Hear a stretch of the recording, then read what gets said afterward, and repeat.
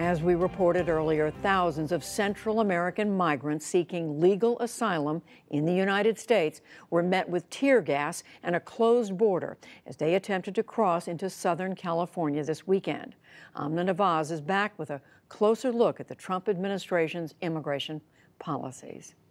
For that, I'm joined by Scott Shuchart. He worked on immigration enforcement for the Department of Homeland Security's Office for Civil Rights and Civil Liberties during both the Obama and Trump administrations. Welcome to the NewsHour. Good to be here. Thanks. I should mention you're a senior immigration fellow at the Center for American Progress, now no longer with the government. I want to ask you about the events over this weekend and some of what you saw during your time with the government. We've heard the president refer to what's happening at the border again and again as a crisis. He cites the rising asylum numbers. He cited the caravan a number of times. You've worked at the government. Based on what you see right now, is this a crisis? Well, it's clearly an attempt to manufacture something that would qualify as a crisis. It's not clear to me that it would need to be a crisis if it were managed appropriately. There have been lines at the ports of entry in times past. Those can be managed with additional resources. In the past, migrants would be processed for asylum both at these ports of entry and also between them if they cross over and apprehended by Border Patrol.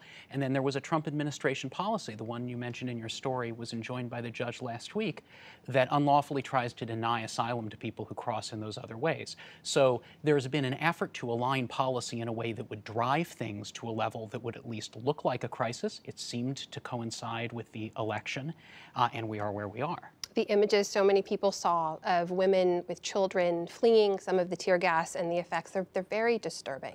Unquestionably. But I want to ask you about something that an official from the Border Patrol said earlier today, which was that, look, we were being attacked to some degree, that the pictures are misleading, that the vast majority in this crowd, this official said, were men, and that when Border Patrol officials were, receiving rocks and other things thrown at them, they had to act to disperse the crowd. What's your reaction to that? Well, there's a long history of Border Patrol using questionable levels of force to deflect threats that they perceive from across the wall. There have been cases at the Supreme Court about rock throwing being met with lethal levels of force.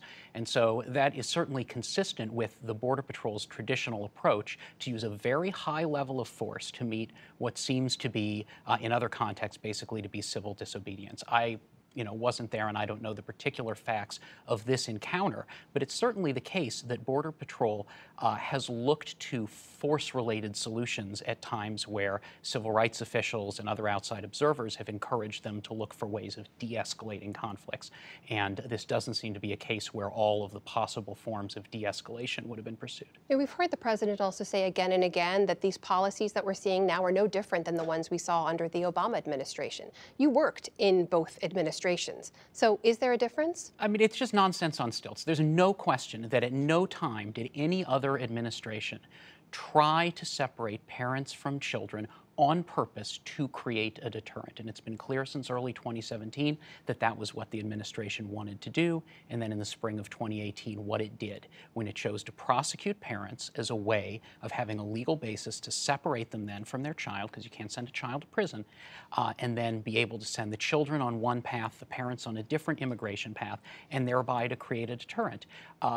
I believe the president tweeted twice about this last night, and in the second tweet essentially conceded that that was what they were trying to do while claiming that it's fake news to describe it as a different kind of policy. So it was an extremely different kind of policy. There have been cross-cutting issues with families. Processing families who come to the border seeking asylum together is a logistical and a legal challenge in lots of ways, and some of those challenges have continued. But the idea that you would separate children from their parents to prove a point, to create a deterrent, to use the potential for trauma to those children as part of a policy agenda, that is completely new with this administration. Big picture, one of the other reasons we hear from the administration a lot is these are national security interests at play. And you, as part of your responsibility in your role in the government, your job was to protect the civil rights, civil liberties, make sure the policies we put into place didn't violate those. But we've come into this conflict before, right? After 9/11, there are a lot of policies that certainly, we would argue, violated civil rights and civil liberties. Go earlier into the internment of thousands of Japanese Americans. What do you say to people out there who look at these policies and think, this is keeping me safer?